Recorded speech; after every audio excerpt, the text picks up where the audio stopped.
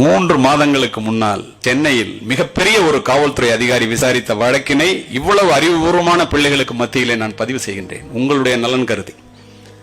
உள்ள +2 பாஸ் பண்ணுது. அப்ப பஸ்ல கூட போக வேண்டாம்னு ஒரு ஆட்டோ ஏற்பாடு பண்றது. ஆட்டோ டிரைவர் கூட பேசக்கூடாது அப்படின்னு சொல்லிட்டு ஒரு மெசேஜ் கொடுமா அந்த நம்பருக்கு. ஆட்டோ டிரைவர் வந்து அழைச்சிட்டு போவார். ஆட்டோ டிரைவர் நல்லவர். அதே மாதிரி மெசேஜ் கொடுக்குறாரு. இந்த பொண்ணு மெசேஜ் கொடுக்குது. ஆட்டோ டிரைவர் வந்து முதல் நாள் காலேஜ் அழைச்சிட்டு போறான். First day. காலேஜ் பேரை சொல்ல விரும்பல.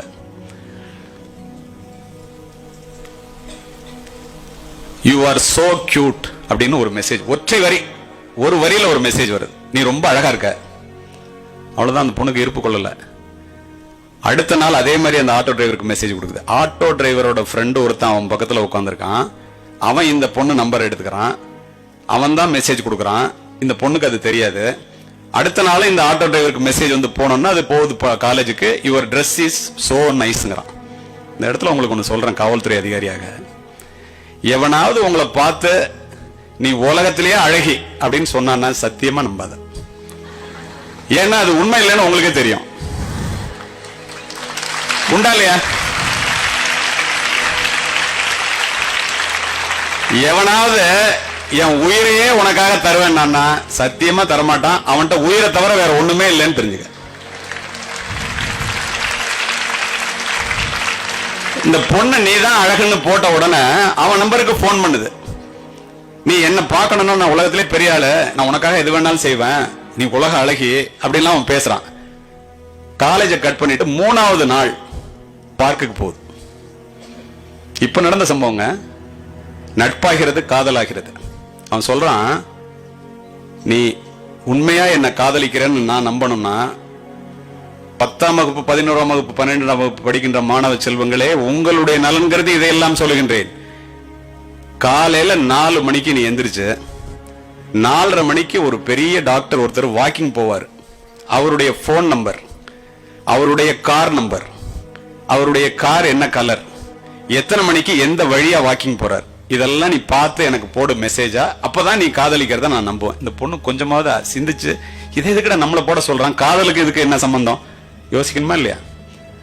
3 மணிக்கு எந்திரிச்சு உட்கார்ந்து பக்கத்துல அம்மா அப்பா தூங்கிட்டு இருக்காங்க. ஒரே பொண்ணு 10 மாதம் சுமந்து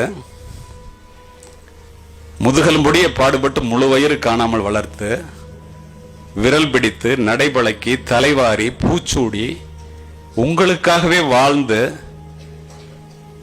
17 வருஷம் வாழ்ந்து வளர்த்து அந்த பிள்ளையை வேலி போட்டு பாதுகாத்து கொண்டு அந்த பெற்றோர்கள் தூங்கி கொண்டிருக்கும் போது பெற்றோர்களுக்கு தெரியாமல் அவன் என்ன கேட்டானோ அத்தனையும் அந்த டாக்டரோட போன் நம்பரை தவிர பாக்கி எல்லாத்தையும் ஒரு மெசேஜா போடுது.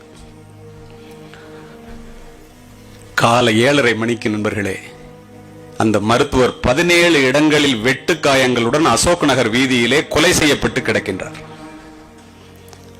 யார் கொலைகாரன் தெரியல. மிகப்பெரிய அதிகாரி, ராமகிருஷ்ணா குடி படிச்சவர், நேர்மையானவர். கஷ்டப்பட்டு கண்டுபிடிக்கிறாங்க குற்றவாளி யாருன்னு. அவன் செல்போன் எடுத்து பார்த்தா அந்த பொண்ணு போட்ட மெசேஜ் இருக்கு. இந்த பொண்ணு போட்ட மெசேஜ்ல தான் கொலையே நடந்திருக்கு. இந்த மெசேஜுக்கு சொந்தக்காரர் யாருன்னு தெரியாம பெண்ணை மெசேஜ் போட்ட நம்பரை தேடி போறாங்க. அது இந்த பெண்ணினுடைய வீட்டிலே வந்து நிற்கின்றது. அம்மா அப்பா வீட்டில் இருக்காங்க. இது மாதிரி ஒரு சம்பவம் சொன்ன என்ன சொல்றீங்க நீங்க, ஏன் பொண்ணா என்ன விளையாடியா நீ, போலீஸ் ஆஃபீஸர் சண்டை போறாரு அந்த அப்பா. உண்மை என்னன்னு தெரியாம. எவ்வளவு நம்பிக்கை பாருங்கள் உங்கள் மீது. நம்பிக்கை துரோகம் அல்லவா? அவர் மெசேஜை காமிக்கிறாரு, நம்பரை காமிக்கிறாரு. என்னை போன்ற அதிகாரிகளிடம் தொடர்பு கொண்டு கேட்கின்றார், என்னங்க இந்த மாதிரி ஆயிப்போச்சு, இது என்ன பண்ணலாம், இது கொலை கேஸ்னா ஆயுள் தண்டனை ஆகி போயிடும். +2 முடிச்சுட்டு காலேஜுக்கு போன பொண்ணுங்க, நல்ல பொண்ணா இருக்கு, நல்ல குடும்பமா இருக்கு, பாவமா இருக்கு அவங்க அப்பா அம்மாவை பார்த்தா. எங்களை போன்றவர்கள் நான் சொல்றோம், அது அப்ரூவரா எடுத்துக்கங்க. அப்ரூவரா நடந்ததை உண்மையை அப்படியே சொல்லிட்டா, கொலைகாரனுக்கு எதிராக சொல்லிட்டா உங்களுக்கு தண்டனை கிடையாது.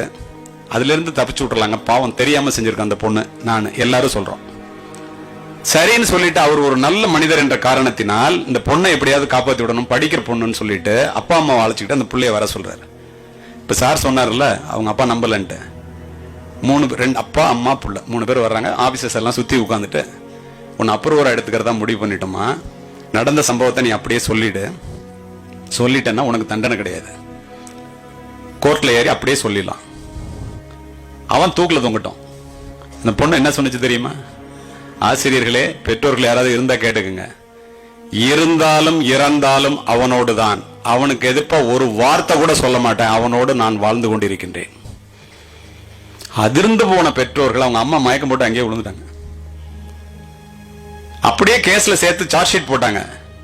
அவனுக்கு ஆயுள் தண்டனை, அந்த பெண்ணுக்கு 10 ஆண்டுகள் கடுங்காவல் தண்டனை பெற்று புழல் சிறையிலே இருக்கின்றால். அத்துணைக்கும் காரணம் ஒரு செல்போன். எப்படி உறைஞ்சு உட்கார்ந்துட்டீங்க பாத்தீங்களா? இதுதான் உண்மை. அதனாலதான் செல்போன் பெரிய வரம் என்றாலும் கூட அதில் உள்ள பாதகங்களை உங்களிடம் சொல்ல வேண்டும் என்பதற்காக இதனை பதிவு செய்கின்றேன். இதனை ஏன் சொல்றேன் தெரியுமா? இன்றைக்கு என்ன நிலை என்று பாருங்கள். நல்ல எண்ணத்தோடு குறிப்பிடுகின்றேன். இந்த பெண்ணோட வாழ்க்கை போச்சு.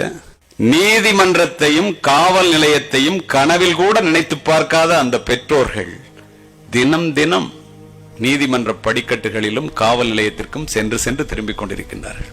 இதற்காகவா உங்களை படிக்க வைக்கின்றார்கள்? இதற்காகவா உங்களை பெற்று வளர்ப்பதற்கு ரத்தம் சிந்தி வியர்வை சிந்தி வளர்க்கின்றார்கள்?